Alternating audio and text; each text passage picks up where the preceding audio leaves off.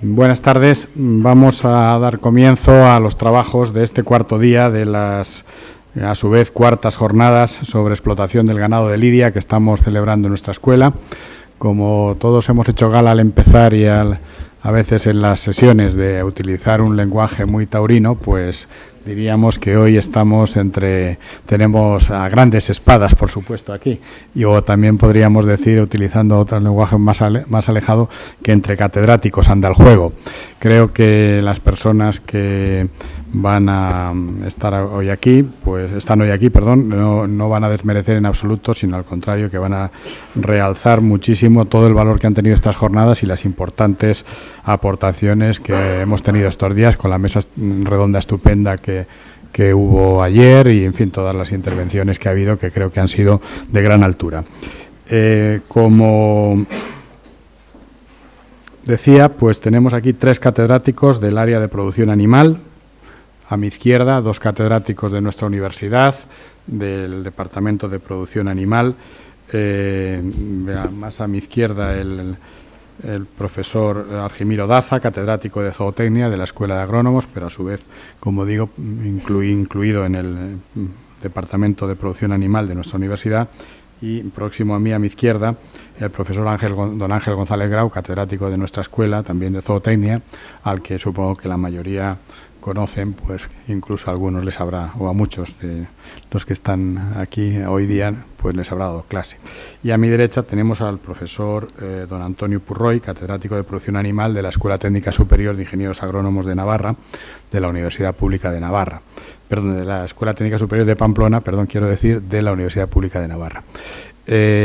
Bueno, les vamos a ir dando la palabra progresivamente, no obstante, como yo hoy, desgraciadamente, aunque he procurado estar todo lo posible en estas jornadas, dentro de 10 o 15 minutos me tengo que ausentar, pues voy a decir unas brevísimas palabras, pues para no clausurar, pero sí agradecer a todos los que han estado en la sala estos días, que han sido muy numerosas, la asistencia, pues es precisamente eso, que hayan tenido la dedicación, la atención y el interés que han puesto en todo lo que se ha tratado.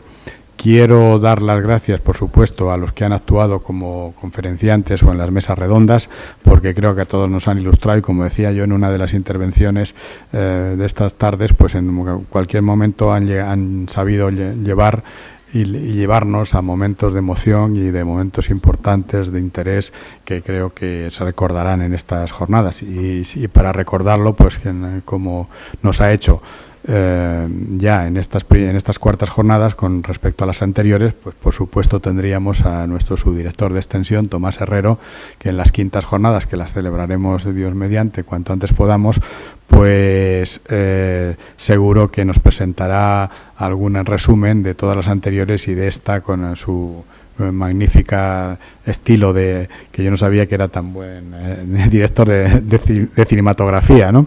Nos presentó un vídeo muy interesante el primer día. Pero valga esto para, bueno, delante de todos ustedes, darle las gracias a él, porque verdaderamente estas cuartas jornadas han sido un prodigio que salían adelante, dada, como dije el primer día, la situación económica que estamos atravesando las universidades y la falta de medios que tenemos, pues para tener siquiera unas atenciones dignas con los ponentes. Entonces, más aún les quiero agradecer toda su colaboración en estas circunstancias y, bueno, pues saber que en esta escuela tienen su casa y que estamos siempre a su disposición.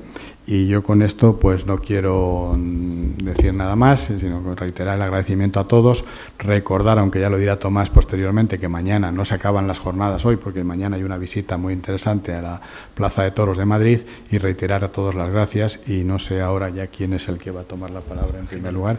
Me dicen que el profesor Argimiro Daza va a tomar la palabra en primer lugar. Así pues, vamos a ocupar la primera fila. El tema que les voy a hablar es del sistema de explotación de ganado de lidia. En producción animal definimos un sistema de explotación, una cosa académica, como la manera en que el ganadero utiliza los recursos vegetales, animales, de infraestructura, alojamientos, etcétera, y financieros. En este sentido se puede hablar, pues, que en 1.300 ganaderías bravas que en España hay posiblemente, exactamente igual, pues yo tengo una voz. Posiblemente haya 1.300 sistemas de explotación, porque cada ganadero, si en la ganadería mansa tiene sus propios esquemas, que duda cabe que en la ganadería brava hay unas variaciones mucho más importantes, que entiendo que eso ha sido uno de los grandes males de la tauromaquia actual, como tendremos de ver y que discutir a continuación. No puedo empezar esta conferencia sin considerar unas breves cifras sobre la importancia que la ganadería brava tiene en España. Según datos del Ministerio de Agricultura, que no se llama así ahora, sino de otra forma,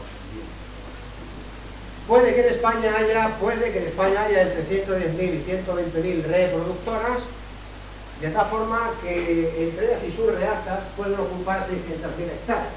Puede que sean 500.000, pero a mí me encanta poner 600.000.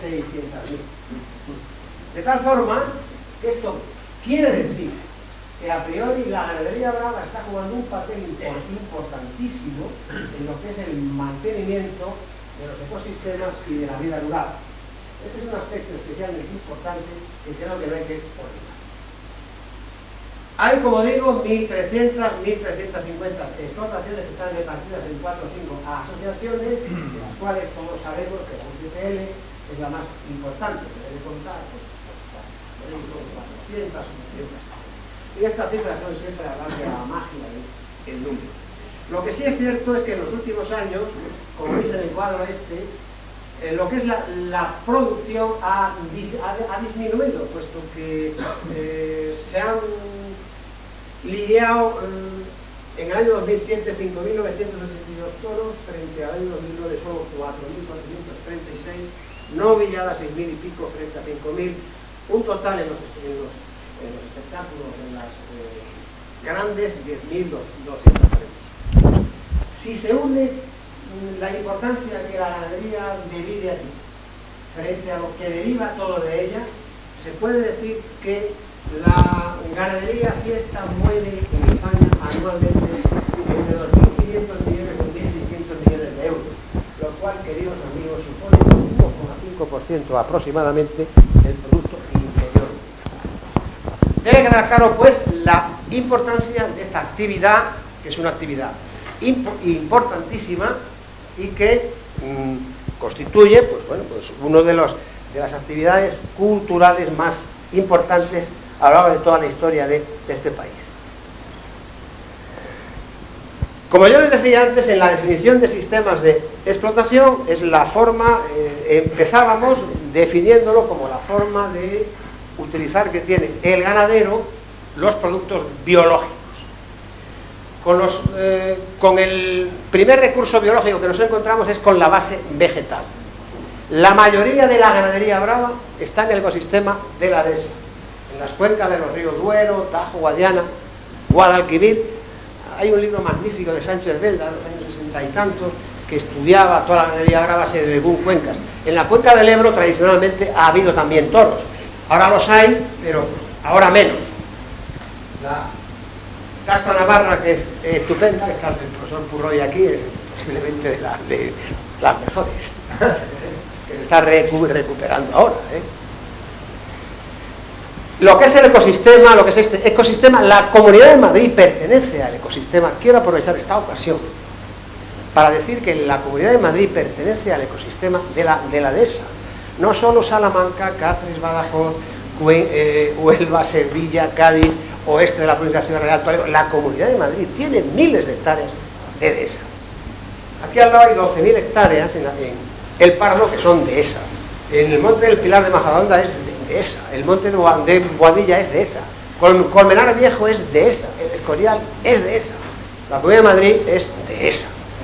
No sé por qué razón los clasificadores de los ecosistemas del Ministerio no han metido a la Comunidad de Madrid en dehesas nunca. No lo he entendido nunca. Bien, el ecosistema es un ecosistema amplio y por tanto las condiciones climatológicas son varias. Hay una pluviosidad, no pluviometría, entre 400 y 600 milímetros, son suelos ácidos, las temperaturas medias anuales son varias, en Salamanca, que es la dehesa fría, nos encontramos con 11,5 grados, en las dehesas de la Sierra Sevilla, por ejemplo, nos encontrar con 17, con 18 grados, suelos ácidos, de tal forma que una producción media son de 1.500 kilogramos de materia seca por hectárea. Eso si lo multiplicáis por 0,6, aproximadamente lo trasladáis a unidades forrajera leche. De tal forma que se puede hablar de cargas en lo que es el ecosistema de 200-250 kilos por hectárea, aproximadamente. En todas estas fincas que los ganaderos de Reses Bravas tienen, son factibles mejoras pratenses y forrajeras que son interesantísimas, en tanto en cuanto que a ellos les puede permitir incrementar la carga ganadera por hectárea, incrementar la productividad, y las ganaderías bravas tienen una productividad generalmente baja, y incrementar además no solo la cantidad, sino la calidad de la alimentación. Hay varios esquemas que son pues, la utilización de superfato de cal, entrenos subterráneos, cereales de invierno, etcétera, etcétera. Pero los ganaderos, cuando hagan algún tipo de mejora, lo que tienen que hacer siempre es un coste económico previo. Es decir, ¿cuál es el coste económico previo que tiene una fertilización con superfosfato o con trevo subterráneo, etcétera? Si el coste de la unidad forrajera leche le sale menos de lo que cuesta una unidad forrajera comprada en una multinacional o en una cooperativa, yo les aconsejaría que llevaran a cabo estas mejoras pratenses y forrajeras. La base animal. La base animal en la ganadería brava es un mundo. Merecería unas jornadas para ellas solas. Yo voy a hablar un poquito solo. Tradicionalmente hay tres agrupaciones fundacionales que se transforman en castas fundacionales, que son la agrupación navarra, la castellana y la andaluza. Dentro de la agrupación navarra nos encontramos con un encaste fundacional, que es el encaste navarra, que todavía quedan ganaderías en la cuenca del Ebro y que se está intentando recuperar bajo marcas como Berry, etc. En la agrupación castellana existían dos encastes, que era Gijona y Raso de El Portillo, de Valladolid, y 4 andaluzas: Cabrera, Gallardo, Vazqueña, que se creó en Utrera, de tal forma que don Gregorio José Vázquez, en el siglo XVIII, en torno a 1850, con toros de animales de Ulloa, de Becker, de Cabrera y de Vista Rosa, que no le quería vender sementales, pero Vázquez lo consiguió pues, a base de los curas, que tiene mucha influencia, en el siglo XVIII más.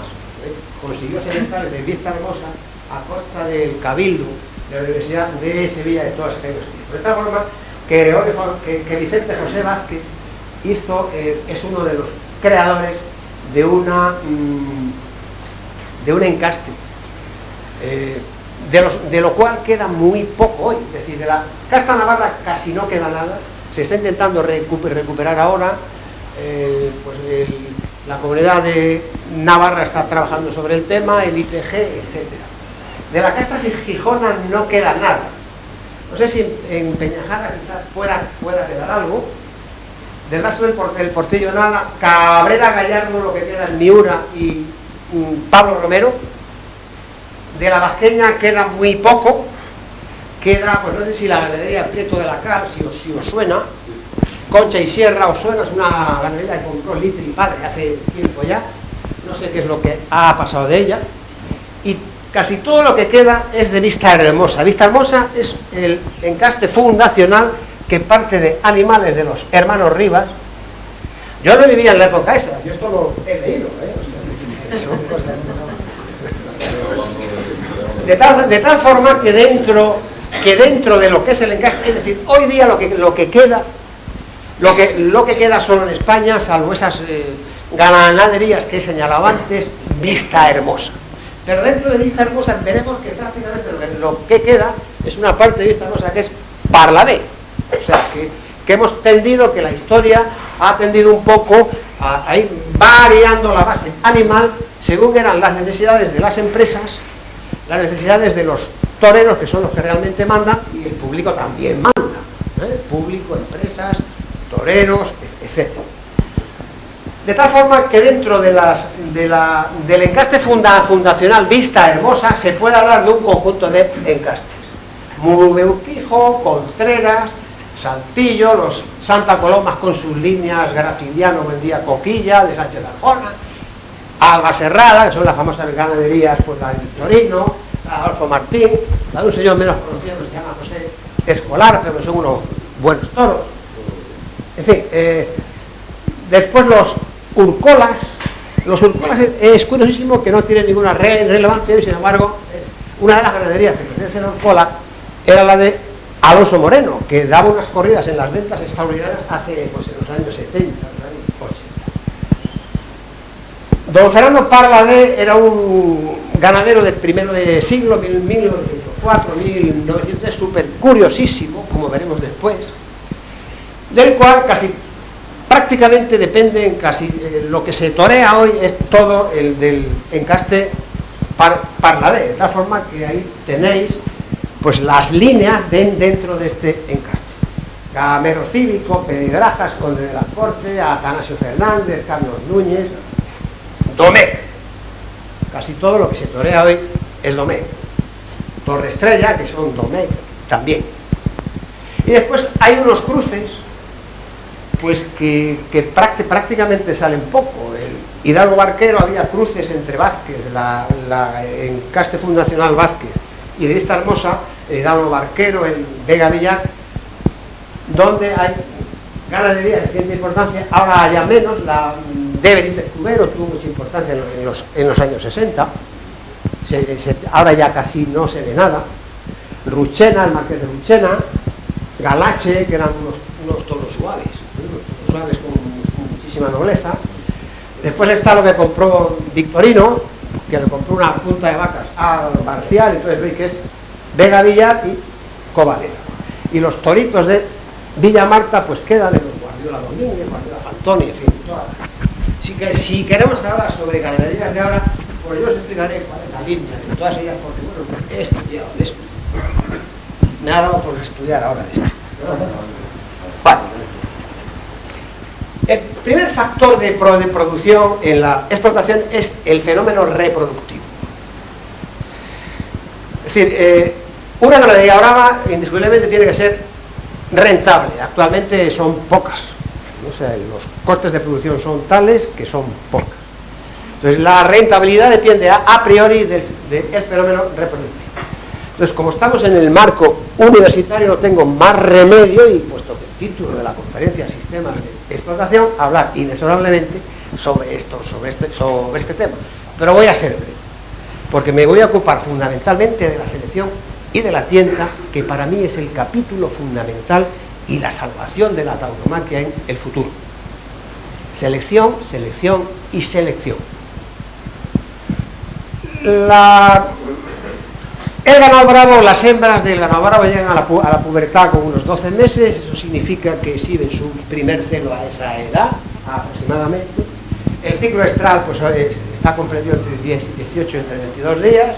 El estro dura menos que en las ganaderías mansas, en las razas mansas, 6-12 horas. La primera colisión de las hembras se hace a los 2-3 años, cuando alcanzan los animales el 70% de su peso vivo. La vida útil de las vacas son 10 años o incluso más. Las vacas buenas, el ganadero las deja porque bueno, les están dando buenos animales, y habrá vacas que vivan 15 años, 16, incluso más. El esquema de explotación sigue la filosofía de la explotación extensiva, os lo han explicado en las aulas universitarias. El ganadero extensivo pretende hacer coincidir las máximas necesidades nutritivas de los animales con las máximas disponibilidades de pasto. De tal forma que en la España seca y en la España húmeda, es exactamente igual, las parideras acontecen fundamentalmente en otoño y en la primavera, con objeto que la lactación, que es cuando más necesidades tiene la reproductora, coincida con la explosión de la primavera, como estamos viendo ahora. La vaca pare y después hay un anuestro de posparto lactación que tiene 30 a 35 días, esto lo he leído por ahí, yo estimo que posiblemente sea mucho más largo, de 70 o de 80 días, son aspectos que no se han trabajado, de tal forma que la fertilidad que se consigue, es decir, número de partos partido por número de vacas puestas a cubrición y multiplicado por 100, está comprendido entre un 70 y entre un 80-83%. La mortalidad de terneros al destete es muy variable, yo he puesto un 4 y un 6, habrá ganaderías que sea un 7, un 8, un 3, etc. Se destetan los terneros con 7-8 meses con 110, 120 kilos. El ternero nace con unos 20 y tantos kilos. Si la madre pesa 350 kilos, un concepto en producción animal es que tenéis que multiplicar ese peso siempre por 0,07. Aproximadamente os sale el peso del ternero. 0,06, 0,07. Por no equivocaros, 0,065. De tal forma que los terneros pueden pesar 22 kilos, 20 kilos, dependiendo de qué peso tenga la vaca brava, de qué encaste sea, de qué tipo sea. En el ganado bravo hay vacas que pesan 300 kilos, pero vacas que pesan 375 kilos e incluso más. Vaca peso después del parto.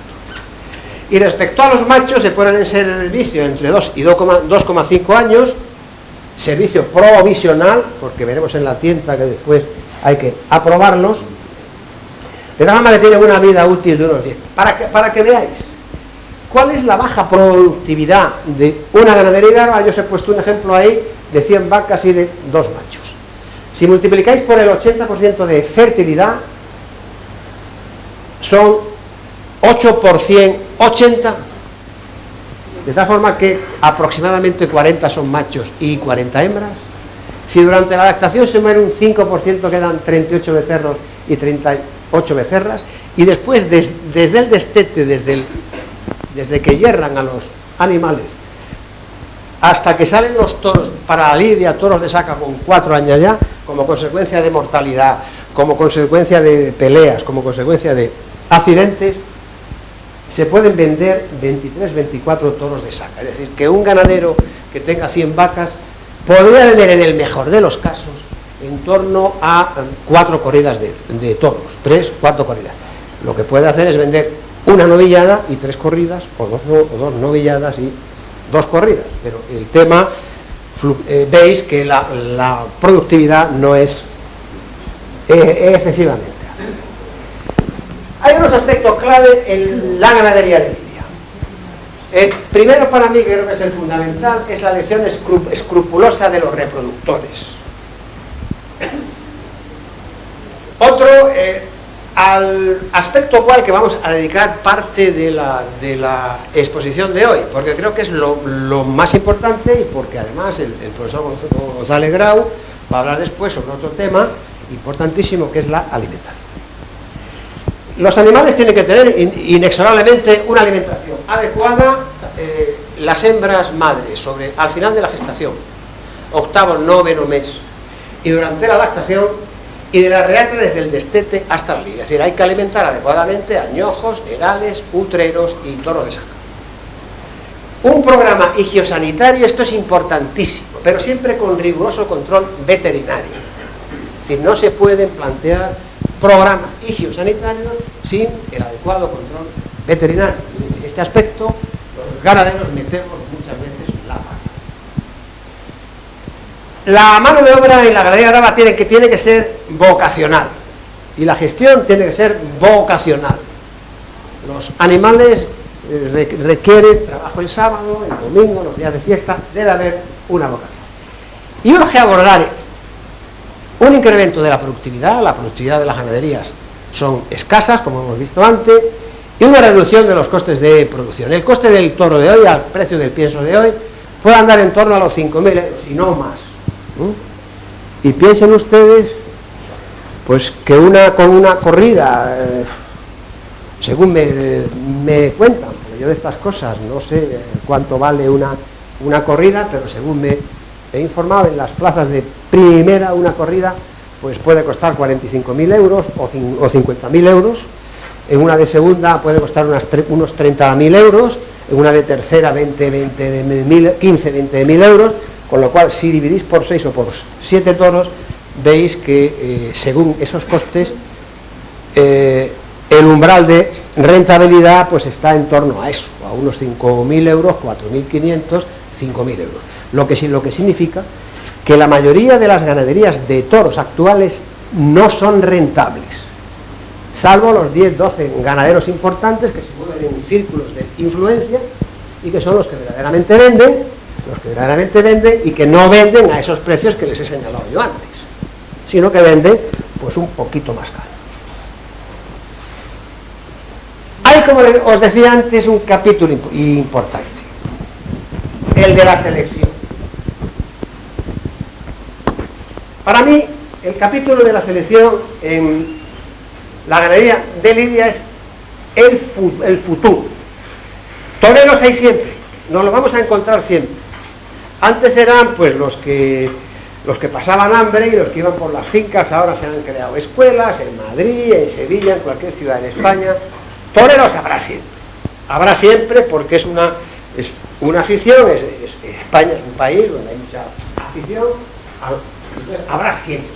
Pero el toro es lo que más ha evolucionado en los últimos años, digamos en los últimos 80 o 90 años.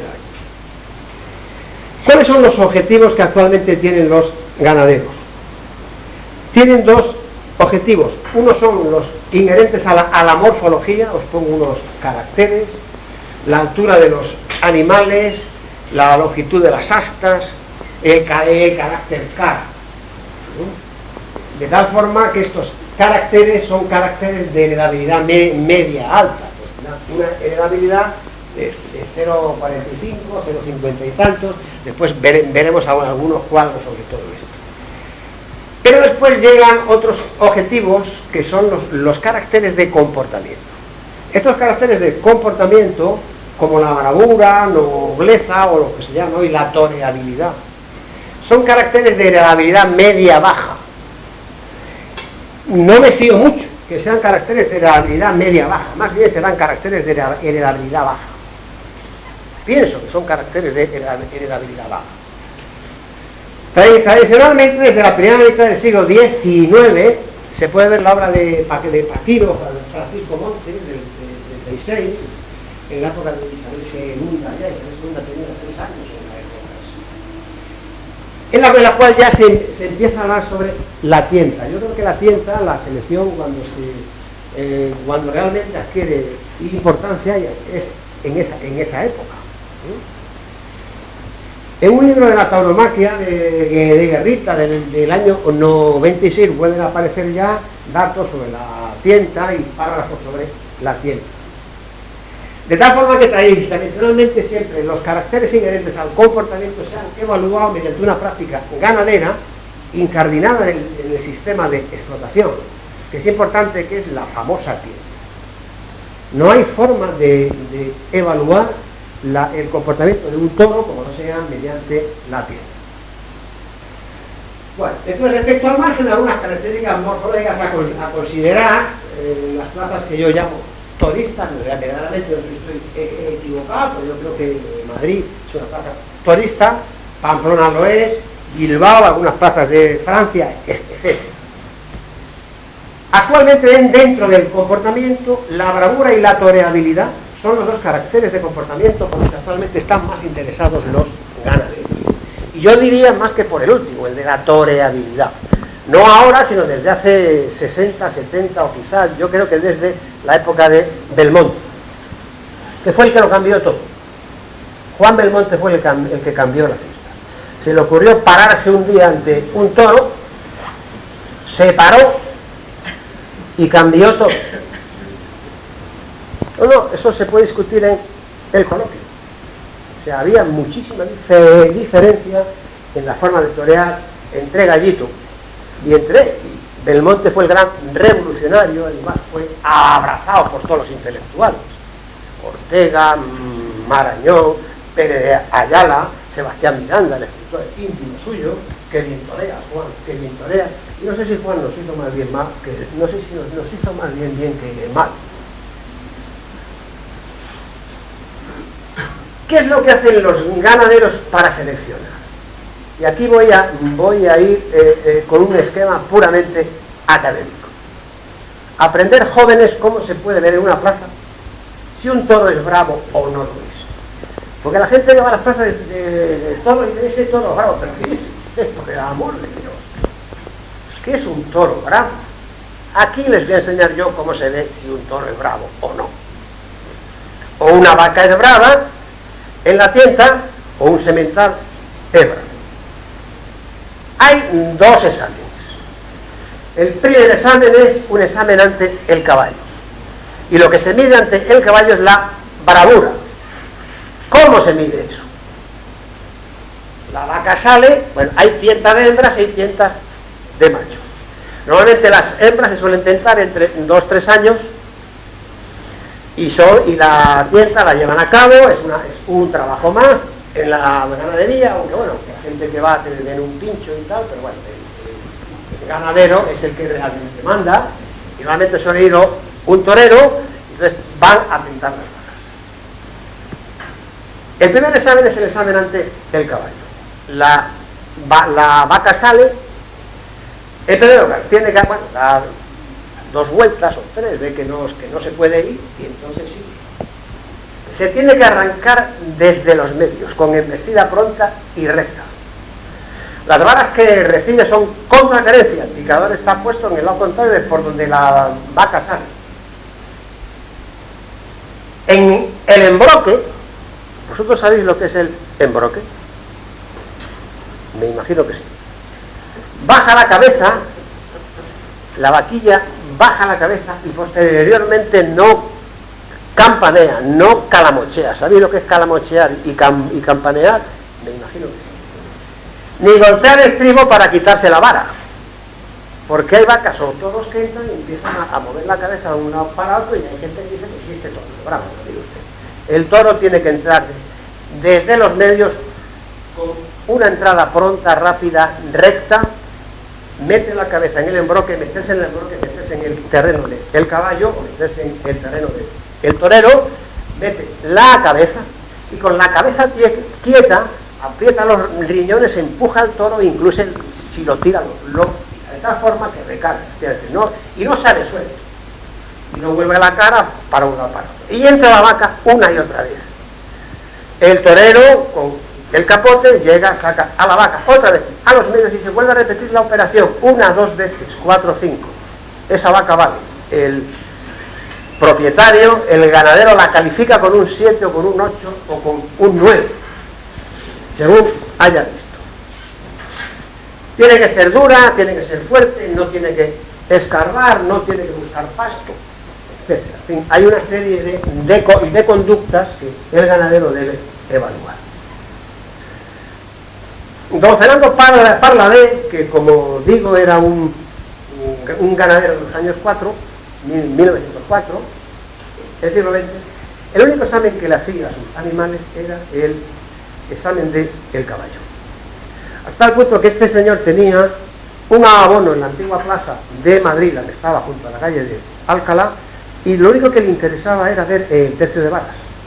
Acababa el tercio de varas, se salía al pasillo, se fumaba un cigarro y volvía otra vez a andar. Esto lo dice la historia, yo no estaba en la época esa. Hasta tal punto que él consideraba como fundamental, como estrictamente fundamental, el tercio de varas, y lo de la muleta no le interesaba. Y ya en la época esa sí que se empezaba a hacer este segundo examen, que es el examen ante la muleta, que lo que quiere medir es la nobleza o lo que se llama la toreabilidad. Bueno, pues aquí también hay una serie de manifestaciones de conductas que yo expongo en la diapositiva esta, donde podéis ver. Bueno, pues el animal se arranca de largo, pero sin porfiarle la arrancada. Estamos cansados de ver el típico torero que le ofrece la muleta una y otra vez, y el toro quieto allí, hace el favor, entra, y no entra. Porfiándole la arrancada. El toro no hay que porfiarle nada, el toro va a por el torero. La embestida tiene que ser recta. Al inicio de la embestida la cara tiene que estar baja y conforme sale de la suerte la cabeza va subiendo a media altura en el embroque y salida, en el embroque y la salida, cuando se mete el animal en el terreno del torero. La embestida tiene que ser larga y templada, y a la salida de la suerte el animal no tiene que salir suelto. Es decir, yo estoy toreando aquí, doy un pase, y si el toro se va a aquella esquina, evidentemente sale suelto. Pero si vuelve y repite, ese es un torero, es un toro que es interesante. El torero no cornea, no puntea, no cabecea, en fin, estos caracteres que es lo que le interesa al torero de hoy. Al torero de hoy no le interesa que el torero cornee, ni que puntee, ni que cabecee, ni que dé gañafones, ni que se quede en el viaje, y además que tenga en el viaje aproximadamente siempre la misma velocidad. Es decir, que no cambie de conducta durante la mañana. Evidentemente que no escarbe, ni que arre, ni coce, que no busque las tablas, que doble estupendamente bien por ambos lados, tanto por la izquierda como por la derecha, y siempre que se muestre resistente, fuerte, durante toda la faena. La elección de los sementales es fundamental, porque los sementales son el 50% de la ganadería. De tal forma que aquí hay que ser mucho más ortodoxos.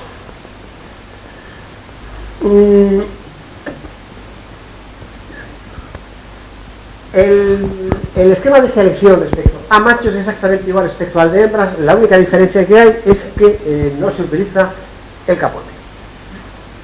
No se utiliza el capote porque puede que esos machos tengan que ser lidiados después, al cabo de los 2 años o de los 3 años, en plazas. Entonces, el torear, como todos sabéis, el torear un toro que se ha toreado antes, pues verdaderamente es un peligro para el matador y desvirtúa, en la mayoría de los casos, lo que son todas las faenas. Digo pues que el examen en caballo es similar al de las hembras y pasan después por el examen de muletas, sobre todo en algunas ganaderías, no en todas. Si han sido muy buenos en caballo, el ganadero supone ya que es tan bueno en el caballo que lo quiere torear con la muleta. Pero si resulta que en la muleta, la nota que saca, los ganaderos suelen evaluar el examen ante el caballo de 1 a 10 puntos, o bien con letras MB o suficiente, bueno, malo, etcétera, etcétera. En el caso de que no aprueben, los mandan al matadero y punto final. Después, cuando los animales han sido aprobados en el caballo, fundamentalmente en el caballo se les conceden 20-30 hembras, de tal forma para que después a los 2 años se les haga un test de descendencia a las hijas, de tal forma que se tienta a las hijas. Si las hijas de ese toro sacan un buen examen en la tienda, entonces ese semental queda definitivamente como macho reproductor en el ámbito de la ganadería. Otros ganaderos, sin embargo, someten a los sementales solo al examen del caballo y al test de la descendencia, y como digo, a la muleta ni siquiera la toca. Se hacía antiguamente la tienta en campo abierto, ahora se hace prácticamente poco. En ese tipo de tienta concurrían 2 jinetes que se llama coller, uno era el derribador y otro es el amparador, de tal forma que uno de ellos derriba al animal con la garrocha al fin de excitarlo para que embista. Una vez que se fija la res, aparece otro jinete con el caballo, y entonces lo que hace es exactamente igual que se hace cuando en la tienta en plaza. Siempre los animales en el campo tienen la querencia de volver de donde proceden, de tal forma que cuando se tienta en campo abierto y salen animales bravos, parece que ese tipo de tienta pues tiene mucho más interés y tiene mucha más confianza, tiene más confianza para el ganadero que la tienta en plaza. De antiguo era una tienta muy utilizada, incluso se utilizaba para los toros que se iban a torear en las plazas. Por tanto, de los 2 exámenes con los que nos hemos encontrado, aquí lo que seleccionamos, ¿qué hay que seleccionar? ¿Bravura o toreabilidad? En los últimos años, desde la época de Juan Belmonte, año 1920 y tantos, 1930, cada vez que volvía a los toros, Juan Belmonte se solía retirar, quería volver, de cada vez en cada vez que Juan Belmonte volvía a los toros, el toro era más chico. Era más chico y era mucho más toreable. Posteriormente, después de la Guerra Civil, aparece una figura extraordinaria que fue Manuel Rodríguez, mano en mano de este, que mandó en el mundo de los toros, que era el que le mataba todas las camadas de San Fernando. Manuel dejaba todas las ganaderías de Salamanca, que se torean muy poco hoy, las mataba en todo. Manuel tuvo una gran influencia en el cambio del toro y el cambio de la selección. Posteriormente, en los años 60 y en los años 70, prácticamente todo el tema sigue igual, y yo creo que durante los años 80, desde los años 80 para adelante, yo creo que el toro bravo se ha recuperado en lo que concierne a la bravura y a la fuerza. Estimo que desde el año 80 y desde el año 85.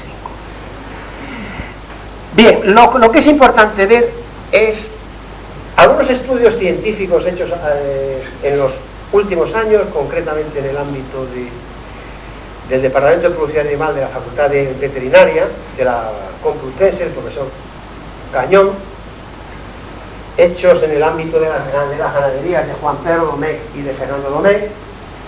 Es una ganadería, esta última, que sale con el nombre de Zalduendo, está en Cáceres, de la provincia de Cáceres, entre Cáceres y Badajoz.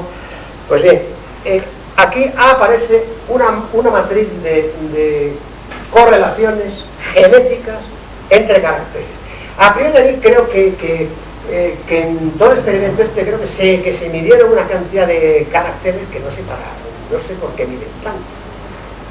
Yo creo que lo que hay que medir es una nota de bravura, una nota de toreabilidad y punto. Sin embargo, porque aquí veis que lo que veis que en la diagonal roja viene expresada la heredabilidad de cada carácter, que fue la heredabilidad que se calculó en este experimento, pero que desde luego, si es otro, puede que sean otras, ¿eh? No quiere decir que esto sea la heredabilidad. La heredabilidad de la acometividad, aparece en el nombre con acom, es 0,35. La heredabilidad de la toreabilidad es 0,37. Se ha hablado mucho en el mundo del toro de una relación negativa entre bravura, es decir, entre acometividad, y entre toreabilidad. Entonces ahí veis que la correlación que sale, la correlación genética que sale entre toreabilidad y en acometividad es de 0,49.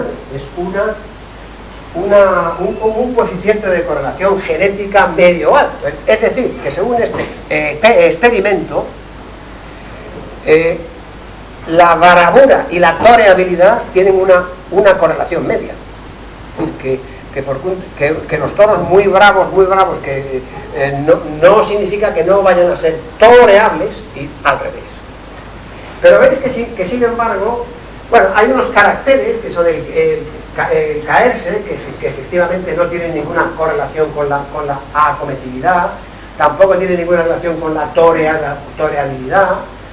La fuerza tampoco tiene ningún tipo de relación, ahí veis que tiene una heredabilidad de 0,29, y entre el caerse y la fuerza, lógicamente el coeficiente de correlación genética es de menos 0,51. Querencia, pues estará relacionado negativamente con la acometividad. En fin, son unos caracteres. He señalado las correlaciones. Aquí veis otro carácter, que es el de la repetibilidad. Pero yo entiendo que caracteres como la repetibilidad, la nobleza, la movilidad y la fijeza se deberían englobar en uno, que es la toreabilidad. Y habría que considerar otro carácter, que es el de la acometividad, bravura, etcétera, etcétera, y considerar a la hora de la selección estos dos caracteres. Yo, de esta forma, he de deciros aquí que genético no soy, pero mi sentido común me hace ver que quizá con tantos caracteres creo que se pueden alterar un poco las cosas. ¿Cuál es la problemática actual? ¿Cuál es la problemática actual? En primer lugar, que la selección que se hace es selección intraganadería. Es una selección intraganadería. Aunque las ganaderías de reses bravas son unas ganaderías grandes que pueden tener 250 vacas, incluso más. Incluso hay gente que tendrá, como Juan Pedro Domecq, que posiblemente tenga 700 o 1000, yo que sé, la cantidad de vacas, porque ese hombre ha vendido muchísimas vacas. El tamaño de todas formas es pequeño, y para conseguir progresos genéticos e interesantes es importante que con la población con la que se trabaje sea una población grande. Después, el cruzamiento es una actuación ganadera que hay veces que tiene resultado y hay otras veces no. Yo os cuento, por ejemplo, Antonio Pérez de San Fernando compró vacas a primero de siglo del duque de Veragua, pues que era una ganadería vasqueña que había sido de Fernando VII, etc. Tenía cierto prestigio en la... Y la cruzó ni nada más ni nada menos que con miuras. Lo que sacó de ahí fue cero, o sea, eran todos mansos, terribles, hasta tal punto que se cansó y tuvo de comprar miuras. De tal forma que, pues, veis que un cruzamiento que a priori se puede creer que es bueno, pues no. Sin embargo, por ejemplo, los de Torrestrella, la ganadería de Torrestrella de don Álvaro Domecq, la ganadería de Torrestrella es vacas Núñez por sementales de Juan Pedro Domecq, y sacó una X1 estupenda. Y que hay veces que el cruzamiento sale y hay veces que el cruzamiento no sale. Por tanto, los ganaderos son poco tendentes a llevar a cabo tipos de cruzamientos, y es como consecuencia de la variada gama de tipos que la ganadería brava tiene y que la base biológica animal tiene. Otra problemática importante es que los registros de información son dispares según explotación. Esto quiere decir que cada ganadero hace la tienda como le da la gana, evalúa a los animales como le da la gana. Sin embargo, en selección animal, cuando por ejemplo se hace el control de producción de leche, pues existe un control lechero. Estas vacas han producido tanto, y esos 50 litros, 45 litros, 60 litros. Es una medición que es objetiva. Las mediciones que se derivan de la tienda son subjetivas, absolutamente subjetivas, que además los ganaderos, cada uno tiene su criterio personal. De tal forma que en un programa de selección que incluyera a varias ganaderías, los calificadores de las vacas tendrían que ser las mismas personas y tener evidentemente los mismos criterios. De otra parte, parece que la bravura y la tolerabilidad pueden variar con el tiempo. Hay efectos ambientales, estrés físico, estrés psicológico que pueden variar. Eso el profesor Purroy puede hablar después. El profesor Purroy ha encontrado que el comportamiento de los toros en la plaza de Pamplona es distinto que el comportamiento de los toros en la feria del Pilar de Zaragoza, totalmente distinto. Evidentemente no corrigieron el efecto genético porque es imposible, pero en fin, ellos tienen algunos trabajos hechos sobre todos estos temas, y creo que el estrés psicológico, el estrés físico pueden influir, y el efecto de los encierros en Pamplona parece que es positivo respecto a la no existencia de una actividad física, de un contacto con el público. El comportamiento del toro que se encierra, corre detrás de personas y se encuentra con una plaza llena de gente, el ruido, etcétera, etcétera, después el resultado por la tarde es mucho más interesante. Hay un tema para mí importantísimo, yo quizás sea el más importante y en el que quisiera incidir más, y lo siento mucho por los ganaderos de reses bravas. Yo muchas veces pienso que los que menos interés tienen por la fiesta son ellos, porque no todos los ganaderos de bravos están dispuestos a colaborar con esquemas de selección comunes. Tengo entendido que hay ahora ganaderos de la UCTL que están haciendo un programa de selección en común. Es decir, hay que seleccionar, entiendo yo, que hay que seleccionar varias ganaderías bravas, a ser posible del mismo encaste, pero juntas. Es decir, no se puede trabajar con poblaciones de 300 vacas o 500 vacas que se tienten todos los años 50 heradas o 60 heradas, de las cuales voy a elegir 10, y que el ganadero inexorablemente tiene que elegir a alguien. Porque hay veces que muchos años los ganaderos no deberían dejar para reposición nada, cero, porque todas las heradas son malas. Sin embargo, dejan siempre. Dejan siempre, aunque la vaca, aunque la vaquilla no sea frontante. El caballo, aunque no esté quieta, aunque campané, caramoché, no esté en el golpe como Dios manda, etc. Luego entiendo que, y en este sentido, creo que la asociación de ganaderos creo que sería súper importantísima, que sería muy beneficioso para mejorar el toro, que es la materia prima en el fondo de la cuestión de la tauromaquia. Vuelvo a decir, toreros hay siempre. Hay un aspecto importante científico que es el de las herramientas de difusión. La mejora genética se difunde fundamentalmente mediante la inseminación artificial. Entonces hay esquemas de sincronizar celo, yo no os canso respecto a esto, en el cual se utilizan pues desde prostaglandinas hasta progestágenos, de tal forma que se sincroniza el celo y se lleva a cabo una inseminación con semen congelado. Ese semen se extrae mediante electroeyaculación, vagina artificial, inclusive se puede sacar semen de los testículos del epidídimo de toro muerto, de un toro que ha dado un resultado súper estupendo en una plaza, y estamos interesados en ese semen. Se puede sacar semen de los testículos del toro muerto, se puede utilizar, se puede congelar y se puede llevar a cabo, pero creo que esto no ha dado buen resultado. Los porcentajes de fertilidad que se logran con la inseminación son muy variables, como consecuencia del estrés de la reproductora, entre 15% y entre 35%, hay veces que el 35%, el 30%, y desde luego lo practican muy pocas ganaderías. Son muy dados, por ejemplo, a practicar todos estos temas en las ganaderías de Latinoamérica, México, Venezuela, etc. En este sentido, los latinoamericanos parece que tienen mucho más interés en todos estos temas.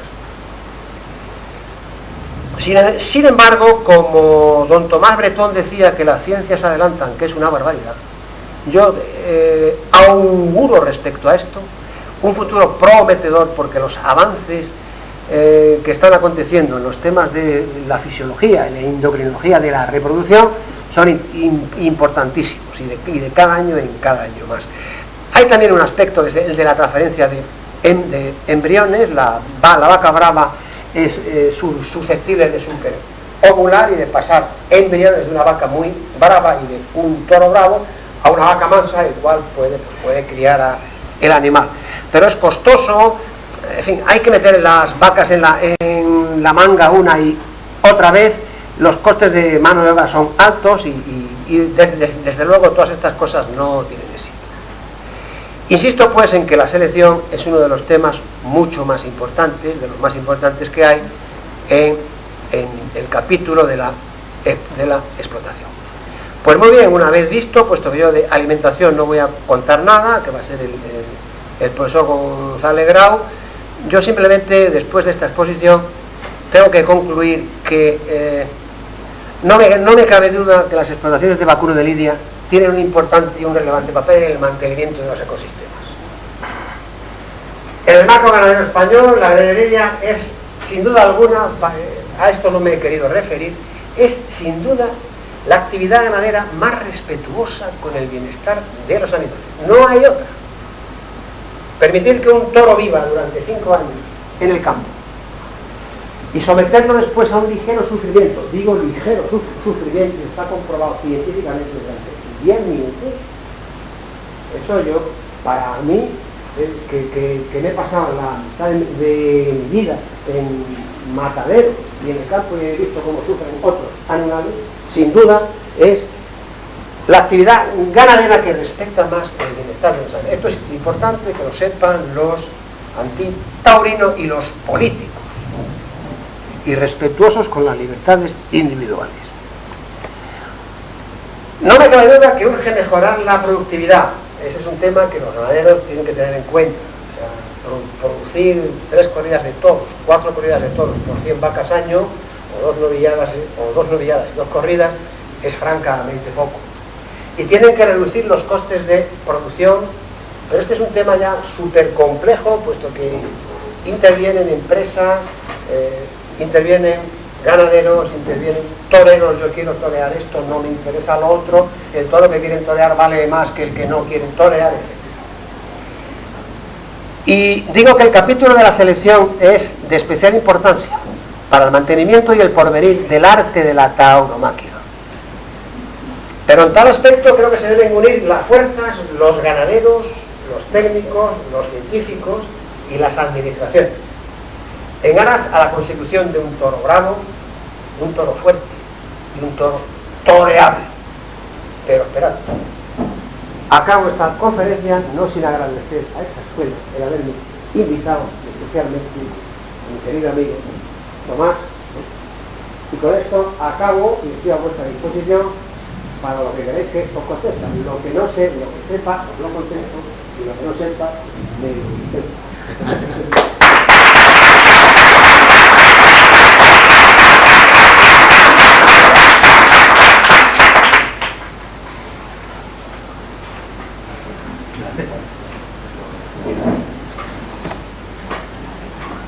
Por favor, ¿hay alguien que quiera preguntar algo?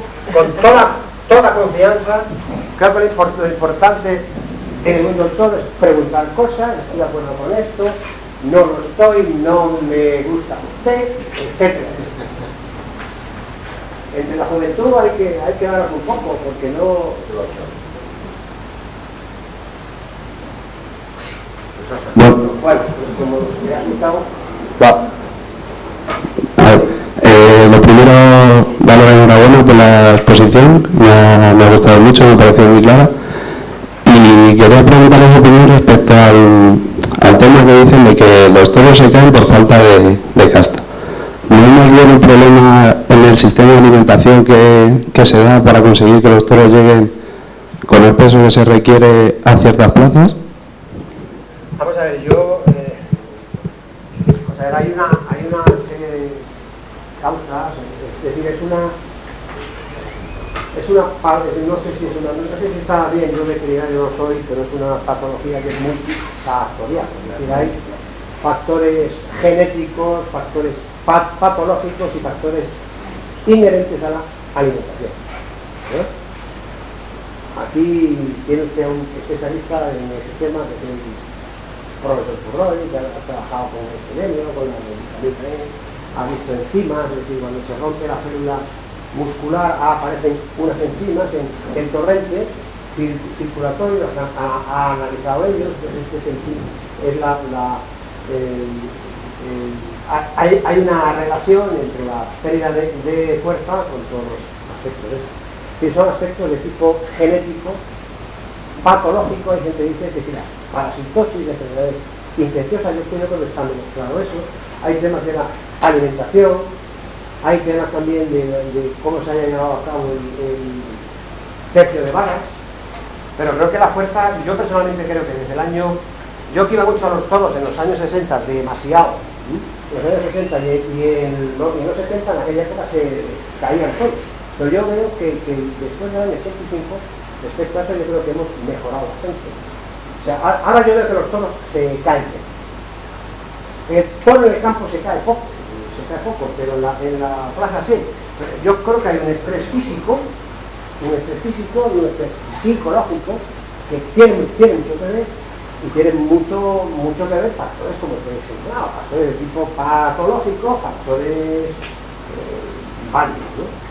Inclusive hablan que la utilización de drogas, el que hayan intentado afectar a los animales, el estrés del transporte, etcétera, ¿no? A ver, más.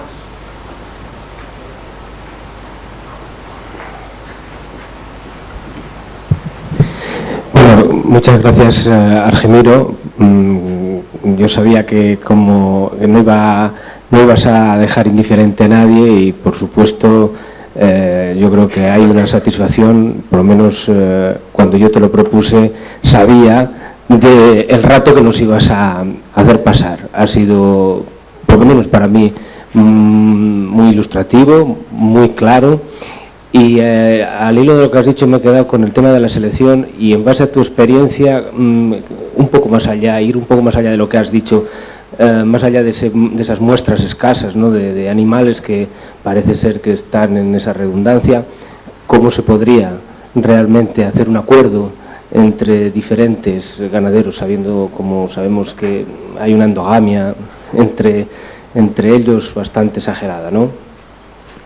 Desde el punto científico, desde el punto de vista científico, ¿cómo...? Eso tiene que ser, yo creo que hay que seleccionar, como señalaba antes, una población grande, es decir, tú de 100 animales puedes sacar uno bueno, pero entiendo que de 1000 o de 50.000 puedes sacar uno o dos o tres mejores.